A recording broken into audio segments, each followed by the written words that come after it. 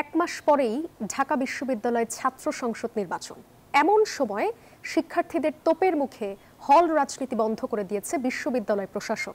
এতে প্রশ্ন উঠেছে, ডাকসু নির্বাচন বানচালের ষড়যন্ত্রেই এমন সিদ্ধান্ত।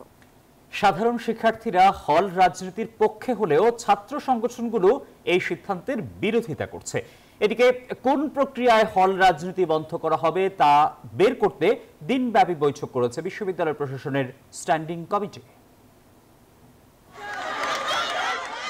শুক্রবার ঢাকা বিশ্ববিদ্যালয়ের ছাত্রদলের কমিটি প্রকাশের পর হল রাজনীতি বন্ধের দাবিতে রাতভর বিক্ষোভ করে শিক্ষার্থীরা। স্লোগানের ভাষা কখনো কখনো হারিয়েছে রাজনীতির শালীনতা। তাদের তোপের মুখে হল রাজনীতি বন্ধের সিদ্ধান্ত নেয় ঢাবি প্রশাসন।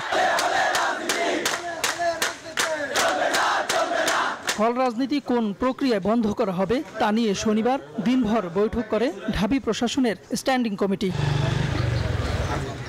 সাধারণ শিক্ষার্থীর ব্যানারে একদল শিক্ষার্থী বলছে, বিশ্ববিদ্যালয় ক্যাম্পাসে বন্ধ থাকুক রাজনৈতিক সংগঠনগুলোর সাংগঠনিক কার্যক্রম, পাশাপাশি চান নিয়মিত ডাকসু নির্বাচনও।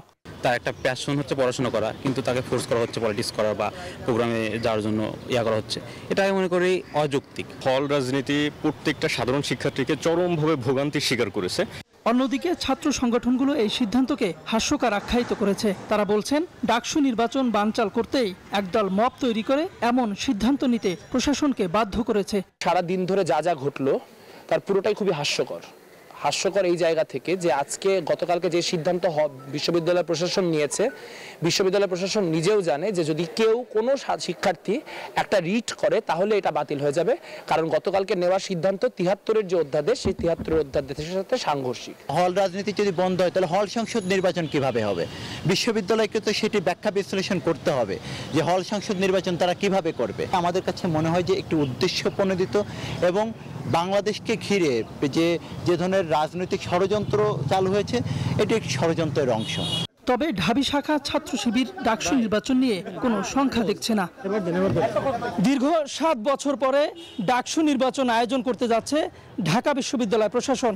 এমন সময় হঠাৎ করে ঢাবি হল রাজনীতি বন্ধে প্রশ্ন উঠেছে, ডাকসু নির্বাচন সময় মতো সম্পন্ন হবে তো? তাওহিদুল ইসলাম, নিউজ 24, ঢাকা। সব মশার বিরুদ্ধে সুরক্ষা দিতে এলো বসুন্ধরা এক্সট্রিম অ্যারোসল। মশার বিরুদ্ধে এক্সট্রিম সুরক্ষা।